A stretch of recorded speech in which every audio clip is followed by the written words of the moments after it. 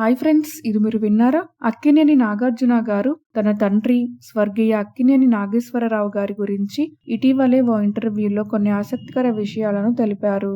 నాగార్జున గారు ఏమన్నారంటే, నాన్న రోజు సాయంత్రం వరకు మాకు దొరికేవారు కాదు. ఉదయాన్నే అభిమానులతో ఇల్లు నిండిపోయేది. వాళ్ళందర్నీ కలవడానికే ఆయనకు సమయం సరిపోయేది కాదు. ఆ తర్వాత తన స్నేహితుల్ని కలుసుకునేవారు. మధ్యాహ్నం కొద్దిసేపు పడుకొని సాయంత్రం వేళ మాకు సమయం కేటాయించేవారు. ఆ రోజు రాత్రి కుటుంబ సభ్యులందరూ నాన్న సమక్షంలో కలిసి భోజనం చేసేవాళ్ళం. నాన్న పుట్టినరోజు అంటే మా అందరికి ఒక పండుగ. గత సంవత్సరం ఏఎన్నార్ జయంతి వేడుకల్ని ఘనంగా నిర్వహించాం. ఇది అన్నపూర్ణ స్టూడియోస్కి స్వర్ణోత్సవ ఏడాది. గత 2 ఏళ్లుగా నాన్నగారి జ్ఞాపకాలే వెంటాడుతున్నాయి. స్టూడియోలో నాన్నగారి విగ్రహాన్ని ప్రతిష్ఠించాక చాలా తృప్తిగా ఉంది.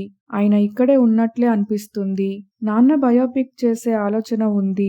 ఎవరు రాస్తే బాగుంటుంది, అది ఎంత ఆసక్తిగా తీయాలనే విషయాలపై చర్చలు జరుగుతున్నాయి. అన్ని కొలిక్కి వచ్చాక ఆ వివరాలను చెబుతాను. అన్నపూర్ణ స్టూడియోస్ నాన్న కల. ఈ స్టూడియోకి అమ్మ పేరు పెట్టాలనే ఆలోచన నాన్నదే. అప్పట్లో స్టూడియో ప్రారంభించినప్పుడు నేను చిత్ర పరిశ్రమలోకి రాలేదు. మద్రాస్ నుంచి తెలుగు చిత్ర పరిశ్రమను హైదరాబాద్కు తీసుకురావాలనే విషయంలో నాన్న చాలా పట్టుదలతో ఉండేవారు. ఆ పట్టుదలే స్టూడియో నిర్మాణానికి నాంది పలికింది. అప్పట్లో ఇక్కడేమీ ఉండేది కాదు. జూనియర్ ఆర్టిస్టులు మినహా అందర్నీ చెన్నై నుంచే తీసుకురావాల్సి వచ్చేది.